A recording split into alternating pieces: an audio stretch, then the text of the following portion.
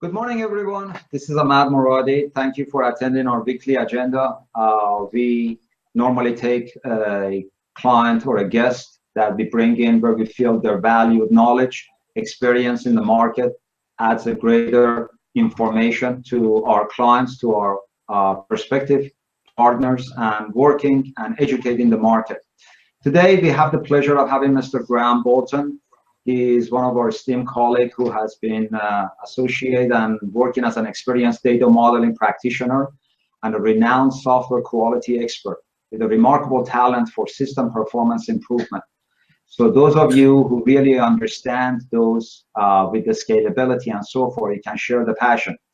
Since choosing to specialize in database system in 1982, he has designed and programmed large and complex systems around the globe, including those at the United Nations Food and Agriculture Agency, NATO, the Abu Dhabi Investment Authority, and South African Port Authority.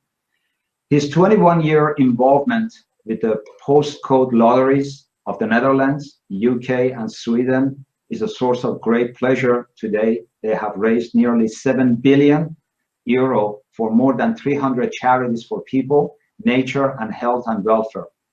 His passion for well-written, highly maintainable software led Graham to establish the Cambridge-based Institute for Software Quality, IFSQ, in 2005, and its commercial arm, the OSQR Group, in 2010.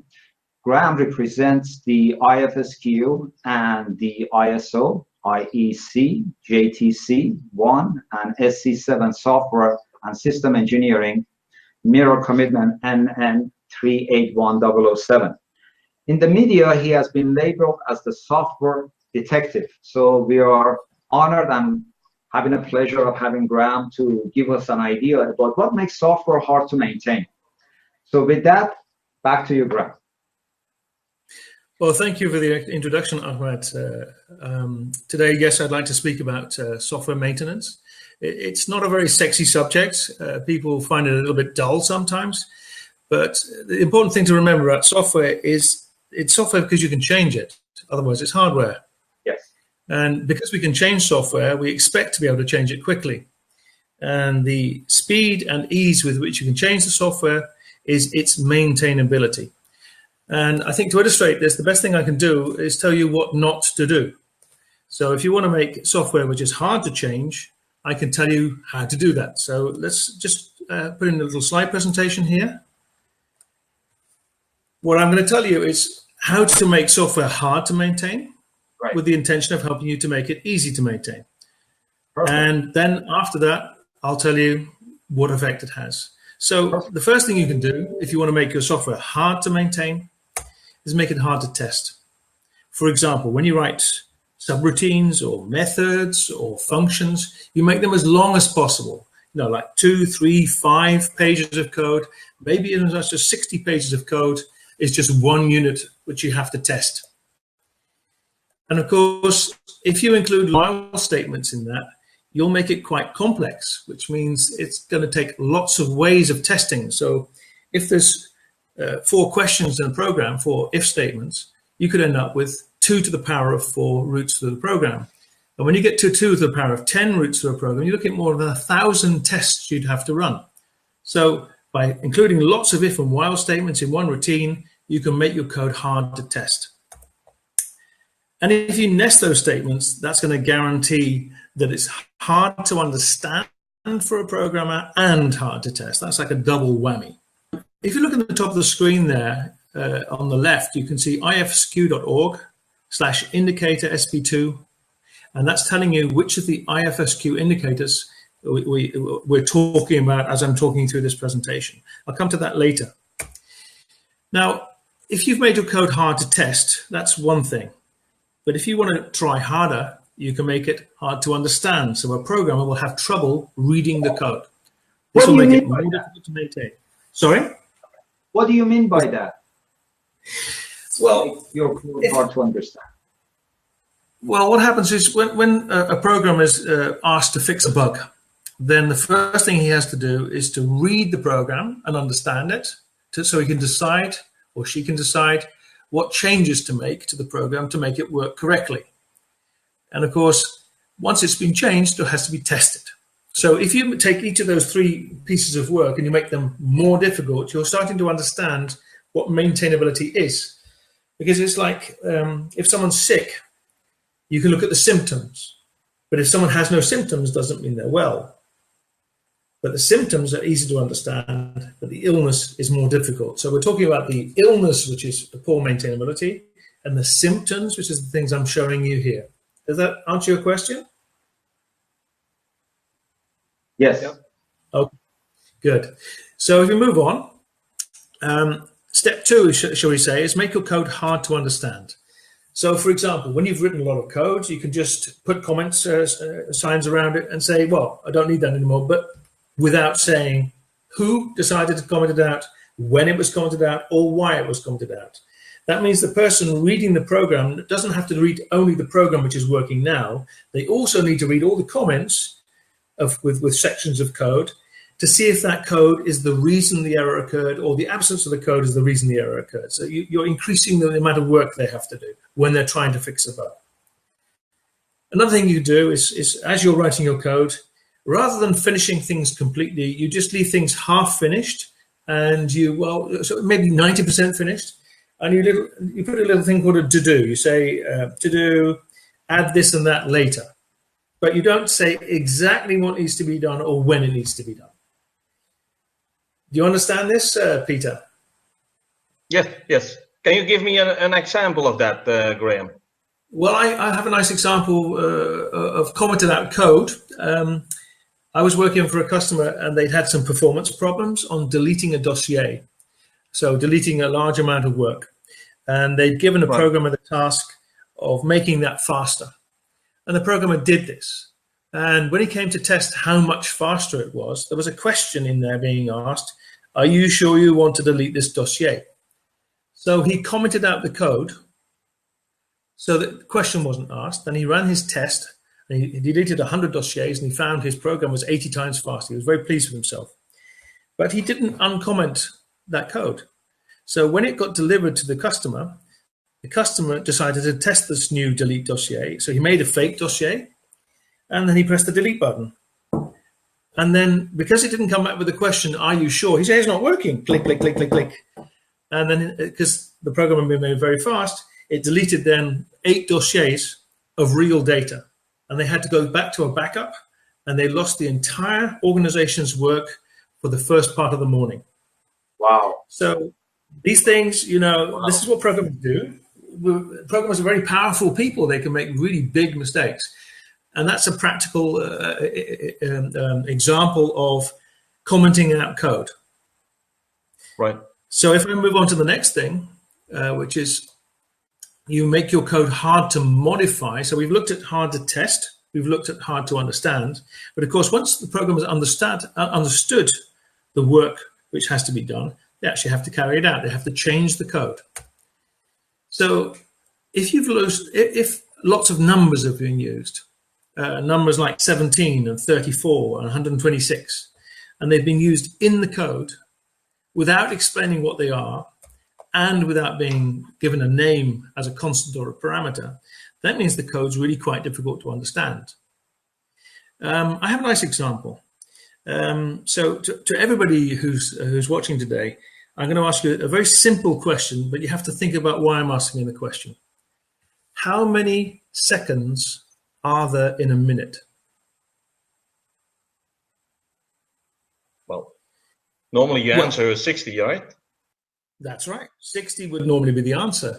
And there are indeed many minutes which have 60 seconds, but some only have 58. Other minutes only have 59. Some will have 61 and some will have 62. This is something called a leap second, which is also an ISO standard. And it means on the last day of December or the last day of June, you may see at the end of the day, just before midnight on the first day of January, the first day of July, an extra second or a missing second as the clock ticks. If you want to see this for yourself, go to Wikipedia and take a look at the section on leap second. And you'll find that the number 60 doesn't cut it. Now imagine that you then had to go through all your programs looking for the places where seconds are being dealt with, looking for all the instances of, say, 60 or 59, because the largest number in the field would be 59 normally. You could also be looking for 61. So if one thing changes, if you find out one thing that's not right, you're not just looking for the number 60 in all your code, you're also looking for 58, 59, 61. You're looking for things related with the number of seconds in a minute. So you have to use an array instead of a single variable. Is that correct? Well, that's a solution to that particular problem. The problem I'm speaking to is the fact that they've used numbers in the code, like 60, 59, where they should have used a concept like number of seconds in a minute. That's a name. You give things names. So that it might be num seconds, num hours would be 24, num, this sort of thing. You give things names, and then by giving it a name and setting the value to that, it's a constant. But does naming convention matter in database management? Oh my goodness, yes. And this is exactly one of those issues. You're establishing a vocabulary with which you're working. And if as a programmer you don't do that and you just use the numbers in your programs, then you're not going to be able to find all the places where you need to change your code. And you're therefore going to miss some places where you should have changed your code. And then it's going to fail tests. And if it doesn't fail the tests, maybe the users will find the errors. So the thing I'm talking to here is you have to have the discipline as a programmer to isolate constants because they represent concepts. So my example with the number of seconds in a minute is just pointing you towards the idea of maybe it's not such a good idea just to use numbers in programs. Maybe we need to give those numbers a proper name. Okay. This is the business of isolating things to a single point of maintenance. And that way your code is more easy to modify. Yeah. So the thing I'm speaking to here, if you want to make your code more hard to maintain, just take some numbers and sprinkle them in your programs. 73, 46, 13, and don't say what they are, don't say what they mean, and don't give them a name. That's an easy way to make it really difficult for a programmer to modify code without making mistakes. Another one is to use string. Sorry? In our early days, Mr. Bolton, one of the things that they will teach us is you simplify the code, but also you build labyrinth for bad guys not to do reverse engineering. What's your opinion on that? Well, that's an interesting one because, of course, what we're trying to do when we make code maintainable is to make it easy to understand, easy to change, and easy to test. I think we've moved on from the idea that the code has value. If you look at like open source projects and you look at the way in which code is being changed, the speed at which it's being changed, there are certain circumstances where you want to make it difficult to understand. We use a technique called obfuscation for that. But that's unusual. Most business code, most code written for government or businesses is going to be better if it's readable, because then it can be changed as regulations and laws and working practices change. And the code, the value of the code is its up-to-dateness, if you like. The fact that the code is up-to-date gives its value. So if you're looking at a piece of code which does something like encoding videos, that has a sort of a permanent value, if you like, or a long-lasting value. So that you'd like to protect that. But in general, with business code, you don't want to use that. You want to make sure your code is readable. Got it. Thank you. Okay. So another example of how to make your code hard to modify is you use string literals to control the flow of the program. So it's if option is edit. But unfortunately, that capital letter I there in edit is a misspelled thing. It's a little letter L or a number 1. And that means the compiler won't find that error, and you won't find it in your tests. It'll be your users finding that error later on. So using string literals, again, without making them to name constants or parameters, you're just introducing a way of making it easy to introduce mistakes. So if it's easy to introduce mistakes, then we're making the code hard. We're making the code hard to modify without making mistakes. So another way of doing this is to use copy paste, because if you end up with lots of clones of a particular piece of code, let's say we have a little piece of code, maybe 10 lines, and it works, and we copy it, and we paste it, and then we change it a little bit, and then we do it again. That's called cloning, if you like. And if you do that, rather than isolating that code into a function which can be called, you're going to end up with, say, 20 copies of 10 lines of code, 200 lines of code, as opposed to one routine of maybe 20 lines, and each call is like a line. So that you'll end up with more code, and if something changes about the nature of that call, you're going to have to change it in every single place that you put a copy. In every single place you cloned it, and you're going to have to get it exactly right and make no differences between them. So this is another way in which programmers make their code hard to maintain, is by using cloning techniques, copy paste, taking something from Stack Overflow which works and putting it 16 times into a program. It's frustrating to see how badly the code is written. There's a study recently came out in Holland which shows that only 1/3 of the people who are writing computer code on a regular basis are qualified to do so, have had training. The rest of the people who are doing this appear to have picked it up from Stack Overflow or taught themselves to program when they were 16, and they've had no formal training. And this is one of the things that people without formal training will do. Was there a question? No, there was no question. I was just following up your explanation. Please proceed. Okay, so I've given you some examples here of what we call defect indicators or obstacles to maintenance. Let's see what difference they make. Now, there's an organization called the International Standards Organization, ISO, and they produce standards which describe the software development domain. And one of the standards defines maintainability as part of the property of the quality of computer program source code. And I think the most essential part of the maintainability spectrum is analyzability, they call it. So what you'll find is if code has been written badly, if there's a lot of obstacles to maintenance, if there's things I mentioned before, programmers have done these things, in this. And this is the degree of effectiveness and efficiency. So that's all about the amount of time it takes and the amount of effort that's wasted when you're trying to assess the impact on a product or a system of a change you intend to make, or you're trying to find the cause of a bug, or you're trying to identify which parts of a system you're going to change. So analyzability is this, you see this text, it's very well written. ISO does this very well. The committees will work for years on these simple texts. But if you look at this text carefully, this tells you how to measure the analyzability of a program. It's all about how much time and effort you will spend assessing the impact on a product, diagnosing a bug, or identifying which parts of the system you're going to be changing. So if you can get a measure of that, you can get an idea of how analyzable your programs are. Is that a question? Well, if you doing programming and nowadays we make use of Agile or Scrum, does this not solve this kind of sort of problem, Graham? In 2 weeks' time,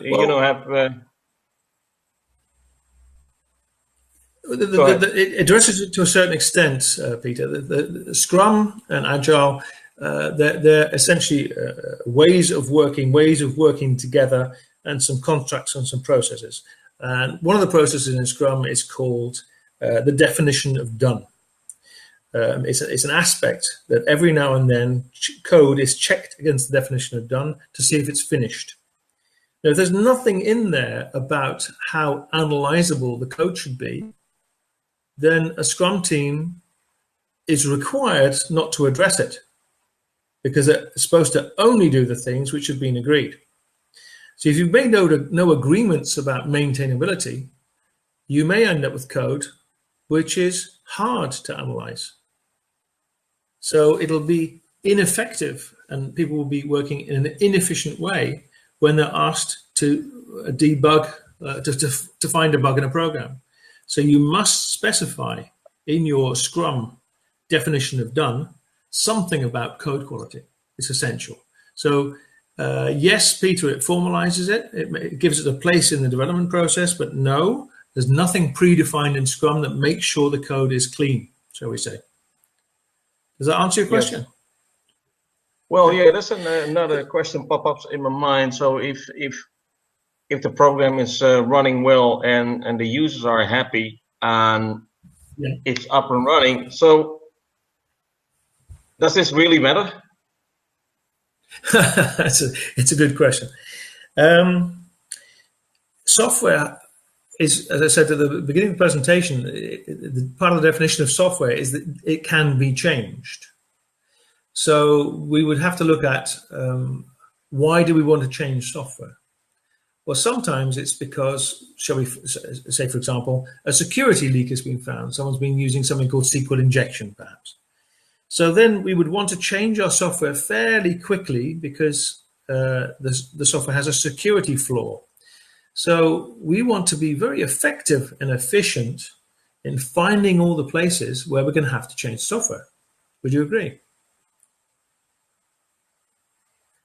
So yeah. Even though it works and people are happy with it, you may find a security flaw. And if you do find a security flaw, you're going to be wanting to be fixing that very quickly, very efficiently. And if you haven't built the code in a maintainable way, it's going to take you longer to close off those security problems. And the same thing is with performance problems. And the same thing is with portability problems. Every single change you would want to make quickly and effectively, you have to have made your code maintainable. Does that make sense? I agree. Yep, absolutely. Okay. Yep, absolutely. So that's analyzability. That's the first of the things which ISO set out in the definition of maintainability. Second one is about modifying the code. If your code has got obstacles to maintenance, it's going to be harder to change it without making mistakes. And this is what they wrote about that.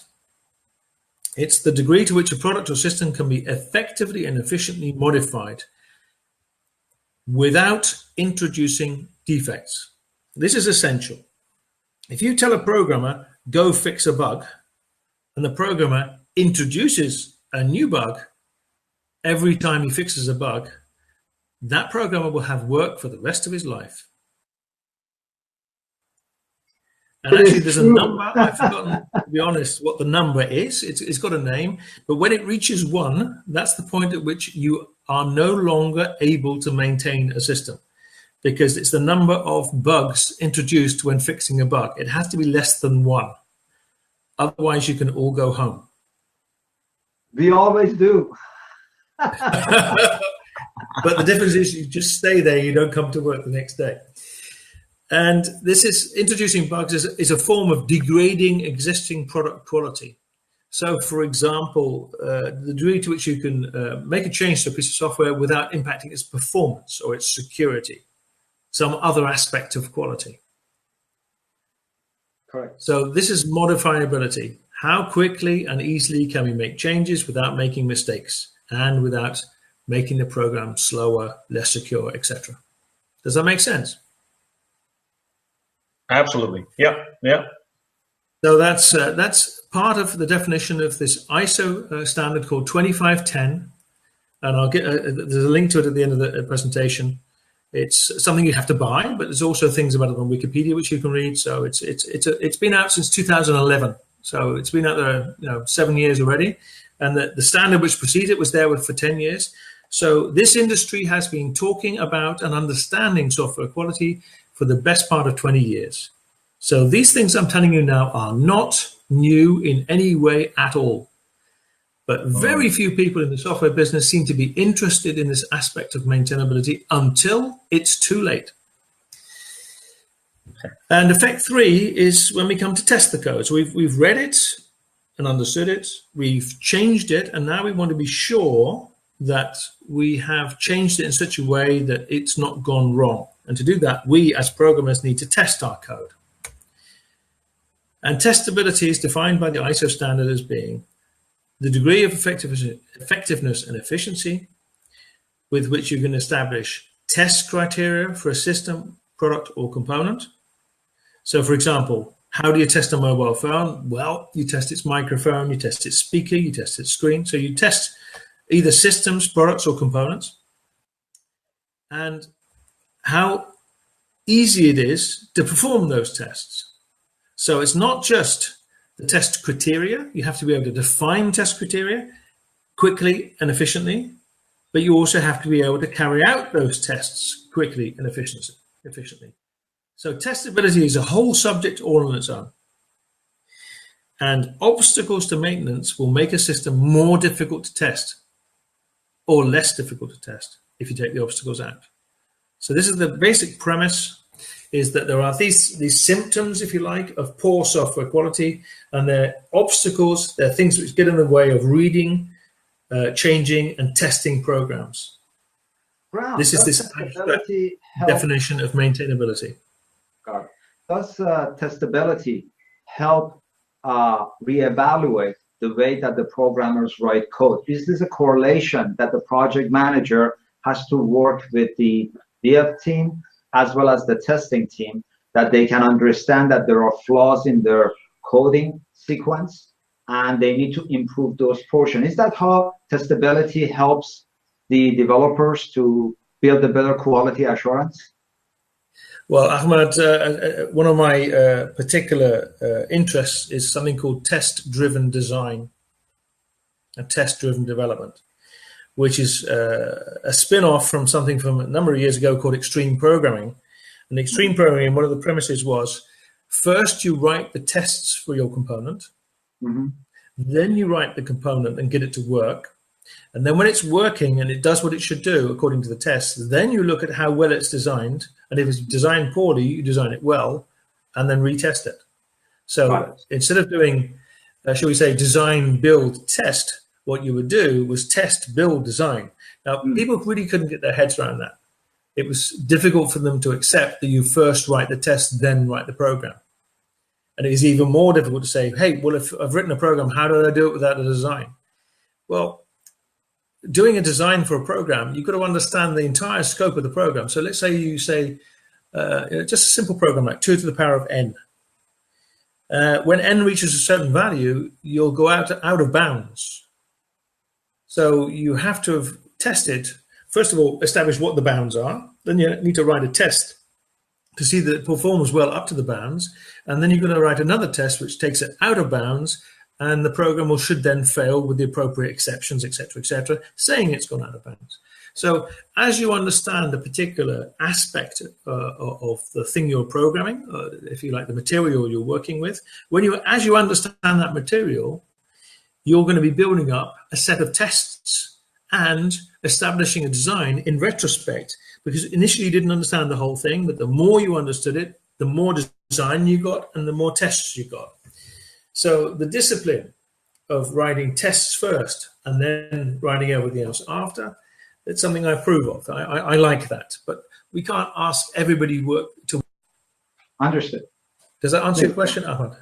Yes, you sure did. Thank you. Okay, so I'll move on now to summarize what I've been speaking to. First of all, I told you some things which make software hard to maintain. And the inspiration for what I was telling you came from the website called ifsq.org. And I'm going to take you to that website now and show you what information you can download there. Let me see. Then I want this one. But you publish also a book, right, Graham? Yes, indeed. So this website is the online version of a little standards book. So the standards book, basically, it's called the Level 2 standard for computer program source code, and it sets out this little book here. I hope you can see my mouse pointer there. You can see then that it contains a number of definitions like work in progress. I just talking just now about vague to-dos and disabled code, routines which are too long, nesting which is too deep. Yeah. So these obstacles which are defined here, you can see where they came from. So if we take routine too complex and we click that, it tells us, well, we've got more than 10 binary terms, etc. And you can see why IFSQ chose to include it in the standard. because people have written about this. There was a man called Tom McCabe, he wrote in 1976. Edgar Dijkstra wrote in 72. William Ward wrote in 89. So people have been writing about this subject and recording definitions and carrying out research. And you'll find that they found it's better to limit control flow complexity. That's a finding from all those research documents. These are the documents it came from. And we can see that if control flow is complex, it's correlated with low reliability and frequent errors. Okay, so this website, the ifsq.org, doesn't just tell you what the standard contains in the sense of you shouldn't do too many comparisons, your nesting shouldn't be too deep. It tells you how the industry has arrived at this conclusion, and it gives you all the routes to all of the documents and journals like this one. You can click through and you can read about the graph theoretic complexity measure, which was developed by Tom McCabe in 1976, and exactly what pages of what documents it is in. So if you're interested in the subject of software quality, enjoy. There's a lot of things here which you'll find are useful to you. Thank you for sharing that website. It's really useful you're welcome. for the audience to understand that this information is publicly available and it can educate the market. Absolutely, yes. That was the entire intention of doing this work, is to make it clear. Now, of course, sometimes within organizations, we have to, so we say, sell ideas to management. So we put some things out there about why should you inspect code, because this is actually the underlying message here is I've told you all sorts of things about what you can find in code which makes it difficult to maintain. It would therefore make sense to go through your code looking for it. That's called code inspection. So rather than testing a program after writing it, you say, I'll write the program, then I'll inspect the program, and then I'll test the program. And why would we do that? Because code inspection is up to 20 times more efficient than testing. That's a finding from ultra large scale developments. And I can tell you most projects these days with Scrum teams of €1 million a year, they've got quite big. Code reading detects about 80% more faults per hour than testing. So if you spend an hour reading your code, you'll find almost double the number if you spend an hour testing your code. And of course, then you've got your rework after you've found an error. It's about half the time of the entire software development cycle. So the more inspection you do, the less rework and debugging you have. And there's a whole 50% of a project which can be saved if you can reduce that. So half the cost is rework and debugging. And this is a way of reducing rework and debugging. So if you want to sell the idea of, may I sit down and read my program looking for obstacles, this page will tell you what your manager needs to hear. And at another level, we have another site. Sorry, we have a sorry. Yes. What effect does it have on the deadlines if you do that and do it manually, code inspection? Is it because the team and the business want to have the software in 1 week, and if you do that code inspection manually, it takes a long time. What is your experience about that? That's the perception. That's an interesting point, Peter. Thank you. If I tell you that the number of lines of code typically produced by a programmer, when you include all of the aspects of his work, which is reading things, exchanging emails, doing stand-ups for Scrum, etc., etc. If you take a week of programming time, not programming, sitting programming, but a programmer's time on a project, you'll find in that week he will write as many as 10 lines or 60 lines of code. That's the level of productivity. Now, programmers think they produce hundreds, if not thousands of lines of code per week. But if you take into account the initial phases of a project, the debugging, the getting it into production, or all of the initial teething problems, the productivity comes down to probably between 10 and 60 lines of code a week. Now, how long would it take to read those lines with a pen in your hand and say, oh, I've made a mistake? It takes seconds. You can review, on average, if you reviewed a large piece of code, let's say 200 pages, a subsystem, you can do about 1 page every 2 or 3 minutes. So that means you can definitely check your week's work in a minute. Do you see what I'm saying? Yes. So yes, there's never time to do code reviews because they appear to be non-productive work. However, not doing them is the thing which is producing bugs, which ends up with rework. Yeah. So all of that extra 50% of your project work was caused by errors, which you might have found by doing code reviews. So you'll find more about on the OSCAR website, also on the IFSQ website, telling you, you really should be just reading your code from time to time. Now, my advice to project teams, if you're going to have a Scrum mentality and every 2 weeks you have a cycle, one of the elements of the cycle is called a retrospective, which is when you sit down once every 2 weeks in this particular form of cycle, and you say, what did we do well and what did we do badly? Well, why not take 1 hour the other week and sit down and review code? So one programmer prints out his work and he hands it to the guy next to him. And the other programmer sitting next to him hands him the pile of code he wrote. And they take a red pen and they go through on paper looking for errors. Now, if you do that for an hour, give these guys sandwiches and orange juice, they'll be very happy, and they'll come out with things they would otherwise have found later at much higher cost. So do I make my point? Irrevocably, absolutely. Beautifully well done. Yeah, absolutely. Yeah, okay, absolutely. Now, thanks. I spoke a few moments ago about managers. Sometimes it's difficult to help managers to understand the nature of software development as work. It's one of the most difficult things to describe. It's not like making a car. It's not like making a factory. It's not like building a house. It's nothing like anything else. Software development is a fairly unique activity. So one of the things we have as a resource is a little YouTube video. So I'd like you to just take you across to YouTube and show you this video. If you go to YouTube and you search for OSCAR, which is OSQR, cut costs, you'll find this little video here, how to cut costs in software development. I won't show you the whole thing, although it's only 2 minutes and 49 seconds. It's the piece here about maintainability, which is important. So the market is the name of the game.